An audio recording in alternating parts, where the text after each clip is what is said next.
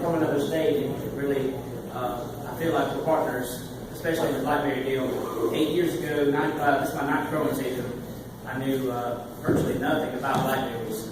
I had grown some in my backyard, but nothing.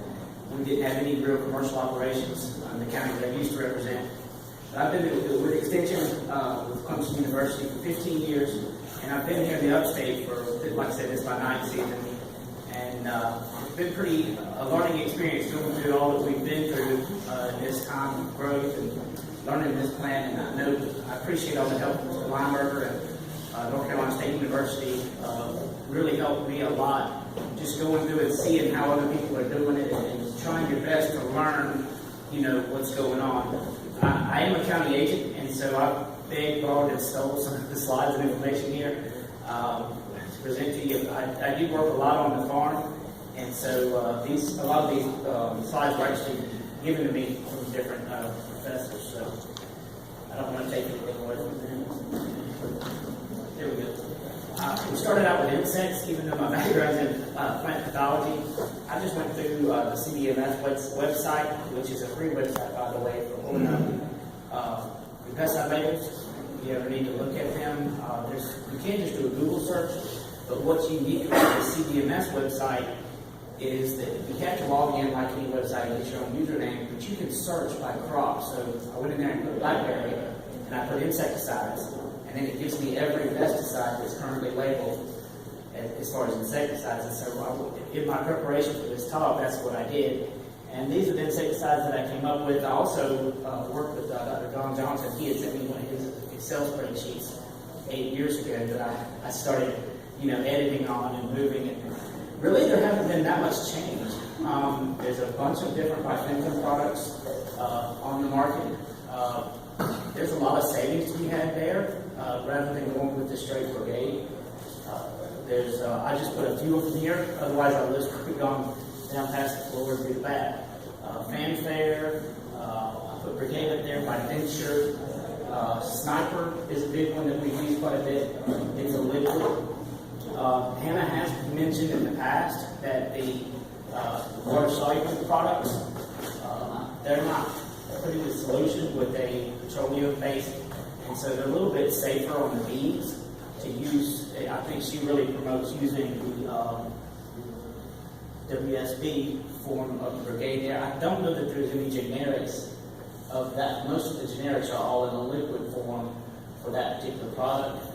Some of the other products that we use quite a bit, of course, are the Delegate, which is a sister product to the Radiant for our thrips control, but also has really good worm activity for us. Some of the other new ones that we're playing with some is this Grandivo. We have used it. It's biological. I'm not sure. I'm definitely not promoting it until we get some better science behind it. It would be a novelty, but I wouldn't invest a lot of money in it at this point. I don't know how many of you have tried it or used it. I haven't been able to see any significant differences compared with it's supposed to help repel some of the insects, the thrips, and so some of these things might be good to integrate into your management scheme, just to because we are going to end up with some major resistance issues just because we have really so few different modes of action that are available to us. Now, environment is still around, although we have used it some for the spotted wing Drosophila. It's gone by the wayside because it's just not as effective as a lot of the other ones. We keep it in there because it's one of the few organophosphinates. So that's a whole different chemical class than the classes like your brigade, bifenthrin. Those are class 3 IRAC code versus your malthine, which is a completely different family of chemistry. And so sometimes we like to put that in there, and it's good to rotate in there, even though it's not quite as good. You're putting something in there that the insects aren't used to. And so some of these other things, like the malthine and like the Grandivo, would be things that you would look at for those type of purposes. For things like aphids, we've got some Wrangler. It used to be the Admire Pro. I didn't put it on there. It's a imidacloprid. There's a million of those out there, generics. You've got to be careful, and we've killed a lot of bees. During the bloom time, I've literally found bees sitting in the bloom bed Which, I mean, if you kill a few, I mean, I'm not one of these. Anyway, some of that's going to happen, but we are hurting our pollinators. Blackberries are very,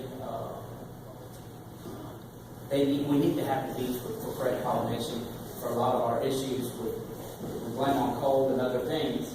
It could be actually pollination issues that we've created by putting our own pollinators.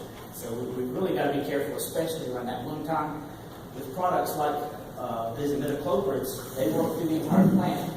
And at first I thought it was safe, so I was recommending it, thinking, okay, when you put it through the drip, we didn't spray foliar, so it's not going to hurt the bees, right? That's not right. It actually is translocated through the plant and can do a very good job of killing bees, even when it's applied through the drip. Which one was that? That's all of the imidacloprids. The Wrangler, Admire-Pro would be another sister product. It's the same active ingredient. I think I just put that one on there. Oh, no, Bravado, that's actually the foliar form of imidacloprid.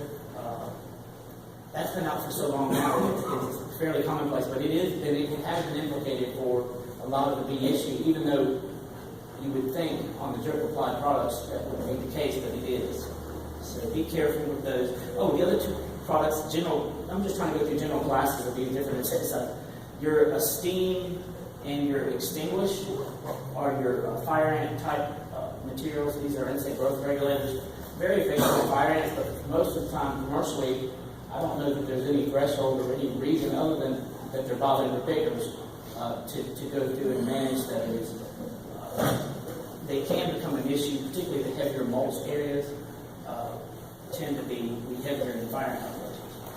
Spiderwing Eusophila, I put number one because it is such a major issue. And it's not going away. We had a little bit less pressure this past year. I don't know about how y'all did. I don't know if our sprays, our intensive sprays have just done that good, or if these cold winters have just really helped us out a lot as far as keeping those populations down. I don't know. Hannah Barak is the expert on this. These pictures actually came from Doug Pfeiffer. But I will continue to keep an eye on it, and your spray program is going to probably be driven by this insect again this year. Keeping your right fruit off, doing your monitoring to make sure that they're not there each week in the fruit is important. I do a lot of that. The salt solution is what I use. Put the fruit in the bag, make the salt solution, let it sit for a minute, and then these tiny little larvae, these little boogers right here, are just jackknifing inside the bag. It doesn't take very long at all to do. It's fine, but you sure don't want to end up in this kind of situation. And we have had that as far as I know, a lot of people have dealt with that on every farm in here. So these are some of the recommendations that came from Doug Pfeiffer. He gave to me. The delegate, or the spinatoram, is going to be an important part of it. Again, the malathion, it's not quite as effective as either the delegate or the Mustang Max or Brigade, but he still wants it in there, again, because of that mode of action thing. The Grandivo is the new guy on the block, and again, not as similar to the malathion thing. Not as effective, but maybe when you don't have any pressure, it's going to be much softer on your beneficial insects and the other things that are around your plants to hopefully not give you such a hard time. Well, I have noticed we've had more and more problems with spider mites. We've been so intense with these, particularly the Brigade applications, which we're only supposed to have 2 of those per year. Do y'all realize that? I don't know about y'all, but we're using a whole lot more than just 2 of those per year. There are a bunch of those different, technically, label-wise, you're not restricted by the active ingredients, so that would be 2 per label as far as record keeping and that kind of thing. But that's a very good product at killing everything. But a lot of times we really need to look at what are we killing, or do we really need to pull out our biggest gun if it's not needed. And but I realize the amount that y'all have on the line, so I definitely understand why we're so cautious. We sure don't want to end up with a problem. We want to head it off before it becomes one. This is an insect I know a little. I did work with Spiderwing Eusophila under Hannah. She taught me quite a bit as far as which, identifying them and all. And I'm so glad I'm not doing training regular anymore. But especially that particular lure that stinks so bad. But I did spend 3 years studying this particular insect. It's the raspberry crown borer. It's one that we don't really think about most of the time. It has 2 cycles, a 2-year life cycle. In our area, I was catching the adults, which this is an adult female. They're coming out of the ground typically around middle July is when I was finding them in my traps. There's a pheromone that we use. This is a clearwing moth. It's related to the peach tree borer. And so I originally was just looking at peach tree borer infestations, greater peach tree borer, and I kept catching these things in my traps. I was sending them to Hannah. What in the world is this? It looks like a huge yellow jacket. I mean, you would probably, it doesn't fly very well, you would mistake it for a yellow jacket on your farm. But do be on the lookout out for it. I found it the second year the year after we planted, I started finding on one of the farms raspberry crown borer that very next year. So they don't, on a new farm, they don't take long to get into your planting, and they have the potential to kill a whole plant. And so what you'll see is poor growth, stunted growth. Sometimes if you're lucky, you'll see at the base of the cane, you'll see some frags. This has been cut back, but at the bottom you'll see some frags, and that will make you kind of start digging, and then you'll dig and you're digging. You'll find some of these larvae that are actually in the stem, the main stem and the crown of the plant are not quite as big as my thumb, as my pinky, but pretty darn close. I mean, they can get to be a pretty good size, and they're boring. It doesn't take many. I found as many as 6 per crown, but it doesn't take that many to kill the plant. This is another symptom on the canes that you'll find, so look for that above ground. Also, this wilting up at the top will show you that the cane has been, the larva is actually inside the cane, and sometimes you can find it in there, but not. I've never found it this way. Easiest way for me to find it is at the base of the crown, anywhere from July to September. You can buy those little pheromones and put your little trap out there and catch them if you want, but you'll see it at the base of the plants. Hopefully not, but that's where I can find them typically. Management-wise, we've got very few options. We've got one thing we don't have in the guide. We've got bifenthrin is our main, but it's supposed to be used as a drench. Most of us aren't doing it. We're using it as a spray. The label calls for 200 gallons per acre. So, and we should be doing more like a peach spray, where we're actually concentrating that at the bottom of the plant. If we've got a bad infestation, we probably need to do it twice a year, in the fall and in the spring. I don't know that you need both of those applications if you don't have a problem. But when you do have a problem, you'll need to go to 2 applications. Diazinon is not in the book either, and it's got a long residual. It might be that it doesn't. I need to ask Hannah about that. If it's what the reasoning for that is. We used to have Lorisban, which is actually superior to both of these. But with that gone, I'm thinking that the diazinon will have a little bit longer residual, but we definitely need to go through Hannah to check on that. But both of those are labeled. I checked that. The pyrethrins, if you're doing organic, you would never, ever do that for commercial operation. This Altacor is a good product, but again, those are your 2 options, bifenthrin and a diazinon. And they're saying mid-October to target first, but they're targeting the larva there, not the laying of the egg. Thrips, to move on to a different pest, they are a serious issue in blackberries, especially in the bloom. We've got to make sure those are under control. After that time, they can still cause damage, but I'm not near as worried about it. So we need to control them. This is actually a movie I took at Bob Hall's in the spring. Thrips will have major flights when they will come in. My entire truck was covered with all of these thrips. I mean, it would have made you itch, just the whole thing. And they were coming in from one side, but what it let me know is that, I mean, for you to try to control something that is moving in that large of a population is going to be very, very difficult, even with the best of sprays. Because once these things do come in, they're also very good at hiding.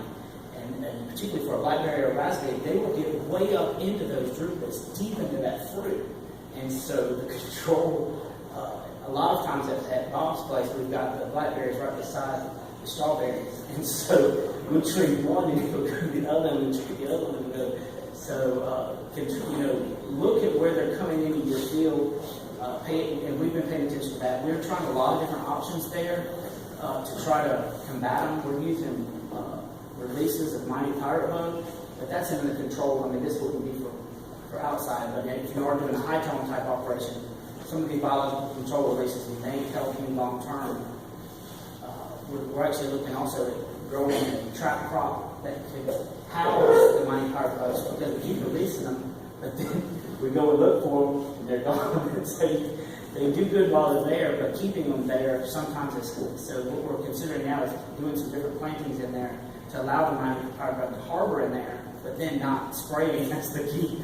Then not spraying that trap crop there to allow those mighty pirate bugs to be able to come back in. On top of our spray program as well, we're not abandoning that. We're just trying to get some more control, because it is such a serious problem. So on both our raspberries and the strawberries. So delegate would be an option in the bloom. I don't think I listed it there on that slide, but delegate would be an option in the bloom. There's some newer materials. There's a new one. It's one I didn't realize before this week was a sale. It's actually very bad on bees. If you go through drip application or foliar, it actually has some pretty good activity on thrips. Some of your miticides, the agromet, will have some effect on thrips, as well as the delegate. So, but I don't want you to get in that rat race. We've done it. We've sprayed lanate, we've sprayed dibrome, we've sprayed everything in the planet to try to get rid of those things. But when you're dealing with that large of a number, right now we're living on that in a controlled environment. Outside, the pesticides are still pretty effective. We're not having making problems outside. Spider mites, with the use of we're using so much of the bifenthrin that it actually is encouraging spider mites. And so they'll be on the undersides of the leaves. These are the adults. They lay these eggs. This is very magnified. It's got two little spots on its back, the adult. The younger ones you can't really tell.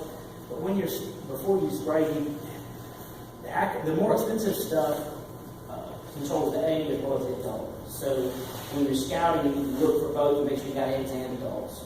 If you just have a few adults there, that means they probably just blew in from somewhere else, and it's a little bit early to be wasting your money on an acromite or a cainamite.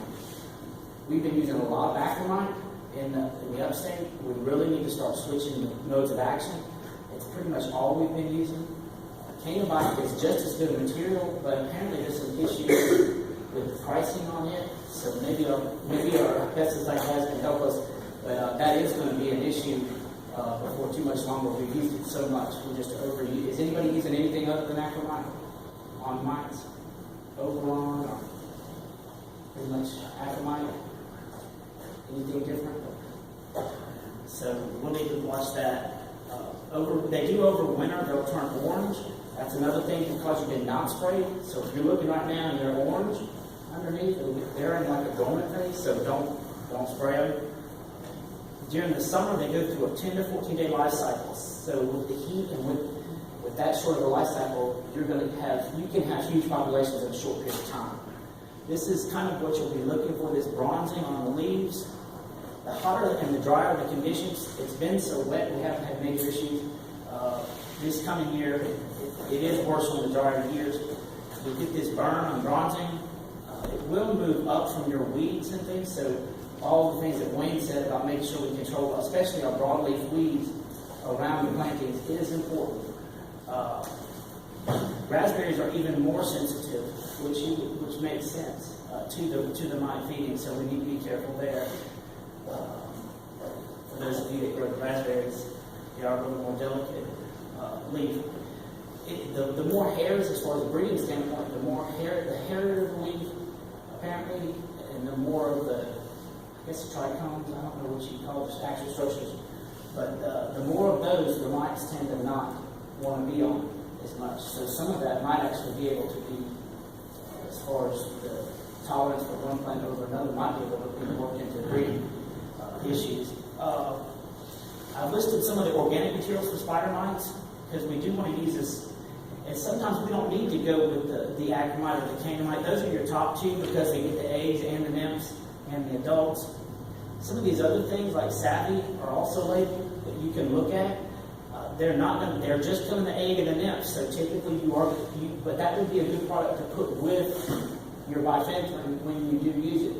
Because the bifenthrin will do a pretty good job on taking out the adults, and then the savvy will work on the eggs and things that are there. So you could do that as well. So several options there.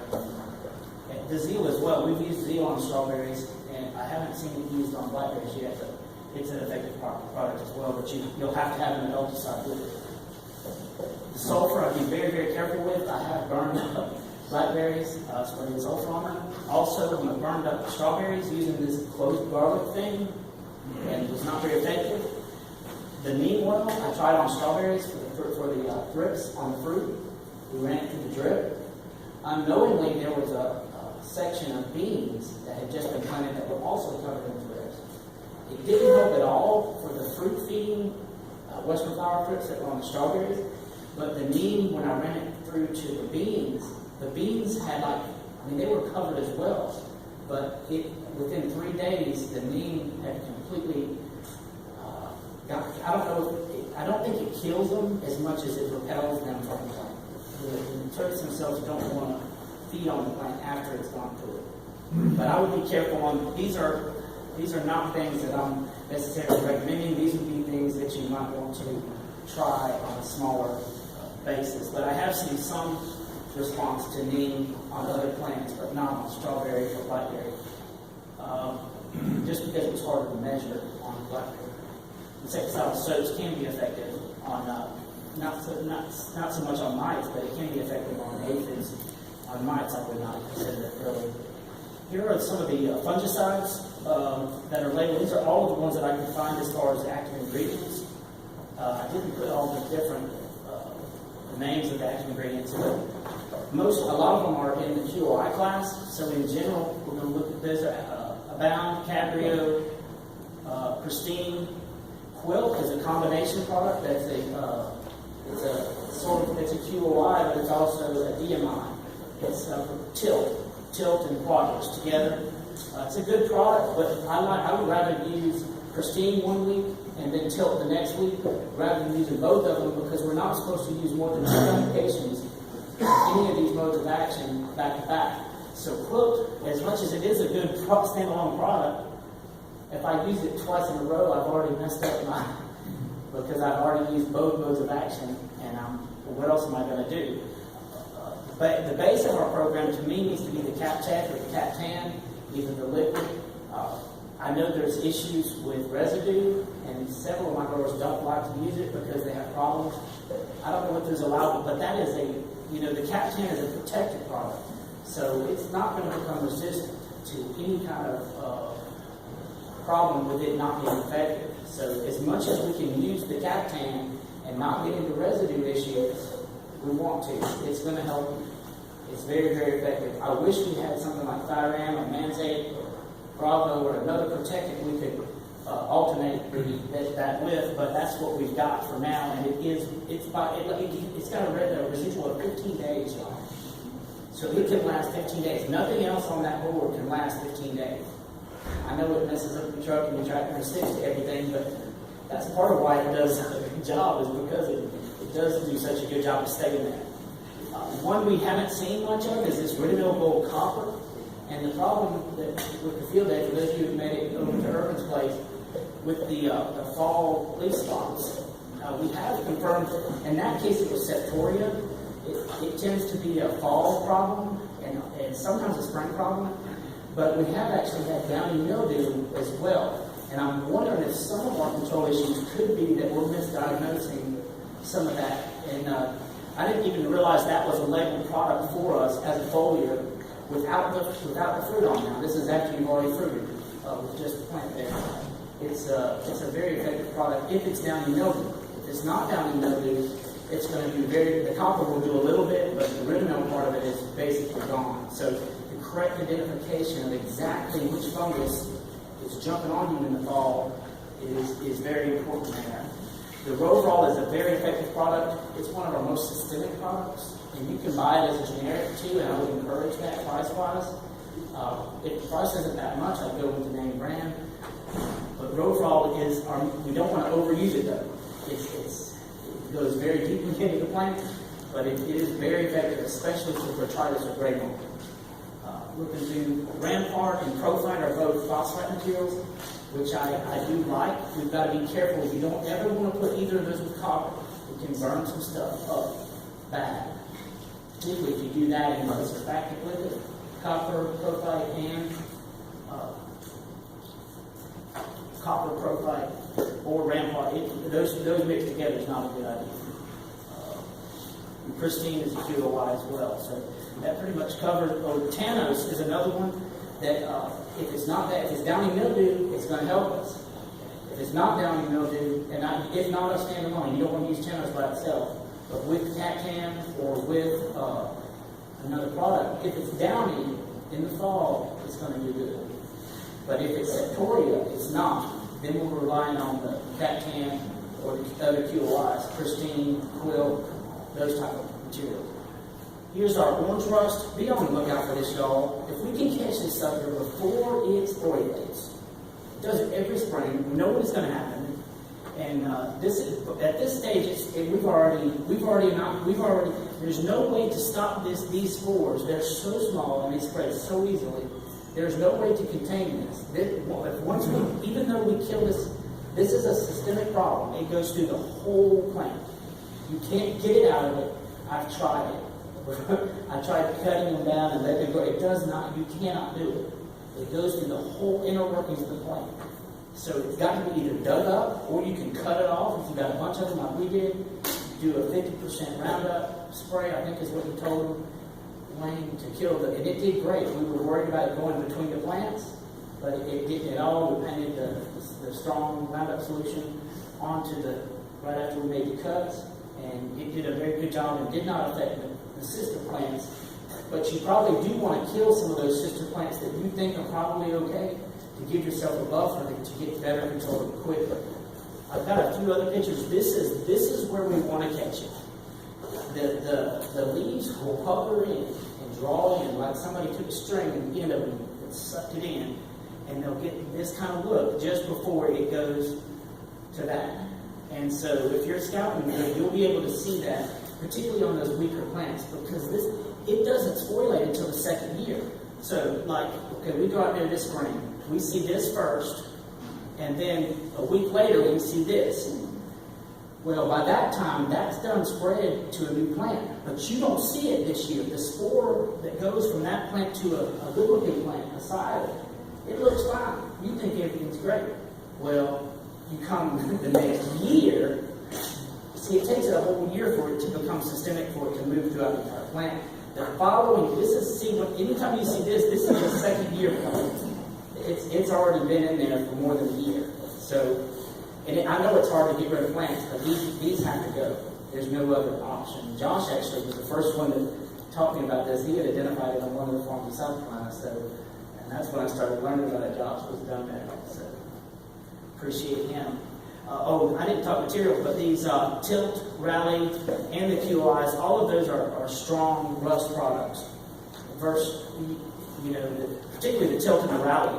The Pristine, Cabrio, and Quadris, they all cover a huge gamut of different things. But these two are more specific to rust, and we ended up doing pretty much a season-long control program. Does it kill the rust or just protect the adjacent plants? It's going to work backwards some. The Tilt is a somewhat systemic product, but it's not going to work all the way. So if you catch it early enough, and let's say it just went to that orange stage, and you start on a strong spray program right then, you can head off most of that spread if you catch it within a fairly short period of time. So as soon as you find it, what you would want to do is we bagged them. We carefully took each of those plants, cut them off at the ground, put them into a trash bag right there in the field, closed up the trash bag, took it out of the field. And we're real careful not to, you'll see when you cut these things off, it will spread it's like smoke. Your sprays then are doing what? Protecting adjacent plants? The or- adjacent plants, where these spores have sprayed to, but you don't see it. They look like they're fine. Okay. But you're spraying because you know that they're infected. Because there's, even with the most careful attention to detail, it's spread. There's no way to avoid it, unfortunately. This is a close-up of those drawn in leaves, and you'll see right on the edge it'll start to turn orange first, right on the very edge of it. This is a different disease. Oh, that the variety has a lot to do with that too. Hopefully the Vaughn, which we've handed a lot of, is going to be a little. I think it is a lot more resistant than the Navajo. Navajo is pretty bad about the orange rust compared to other the double. I didn't even know. We started planting the Primarchs. We've got at least 10 acres planted, Primarch 45s, and we started. This isn't at his farm. This is. I had to get this off the internet. I've got a close-up of, but the blossoms and the growth. It's called a witch's broom type effect. I know it's out of focus, but this is this picture of it's fine. But all of your blooms and growth all try to come off at one place instead of having a single leaf and a single amount of growth. It all concentrates in that one area, and it comes in early, and so it's just like the other one. So orange, orange is my favorite color, but we're talking about a lot of bad orange stuff here that is not so good. But y'all already knew that anyway. Y'all don't care for orange up here anyway. It's all red. But yeah, anything orange.